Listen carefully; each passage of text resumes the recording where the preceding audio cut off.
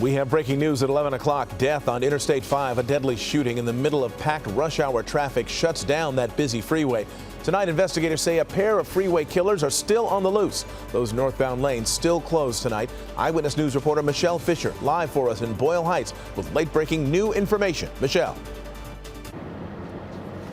Well, Mark, it was anticipated that this road might be reopened by 1 o'clock this morning, but just moments ago, the CHP saying that the I-5 northbound at Lorena Street will be closed now until further notice. An investigation continuing right now. A tent here in the middle of the freeway covering the vehicle that is at the center of this deadly shooting. It's scary to know that there's people with bad intentions out there just randomly shooting anybody in the freeway.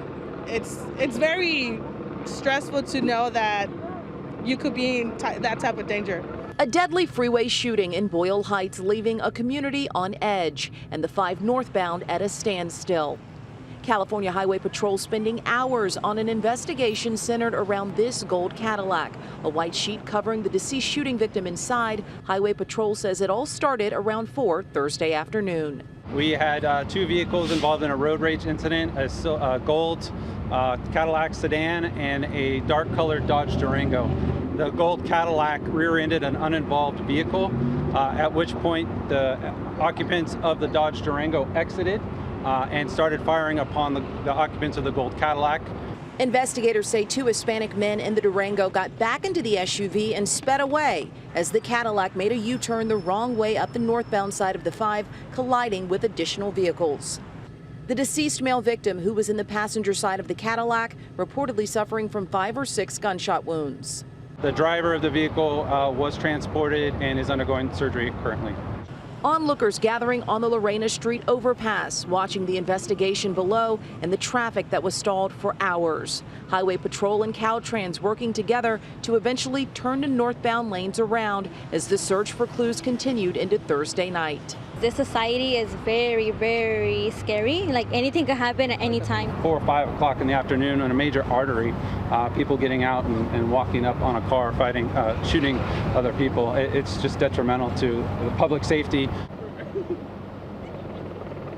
And again, those Durango occupants do remain at large tonight. Investigators say they are looking at video, in particular from a Tesla that was around at the time of this incident, and reviewing that video to hopefully find out more information. They are also asking anyone to come forward if they saw something involved this afternoon. They're asking you to call this number. I believe we have it on the screen for you. It's 323-259-3200. That is for CHP Major Crimes. We are live tonight in Boyle Heights. I'm Michelle Fisher, ABC 7 Eyewitness News. All right, Michelle, thank you. And traffic, as you can imagine, still a nightmare for drivers trying to go north on the 5 freeway. Chris Christie live in Air 7 with that part of our story. Chris.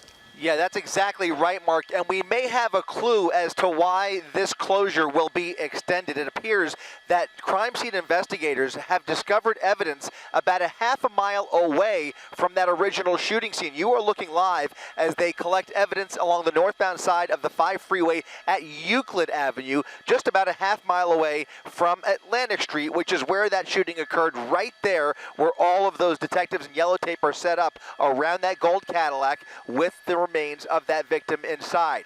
Just beyond that, you can see the traffic that is now being detoured off of the 5 freeway as you make your way through East LA in towards the East LA interchange, where you are now forced off of the freeway. And certainly one can only hope that this will at least be open by the time rush hour comes tomorrow morning. But right now at this hour, as we approach the bottom of the 11 here, you can see traffic is really stacked up here along the northbound side of the 5 freeway.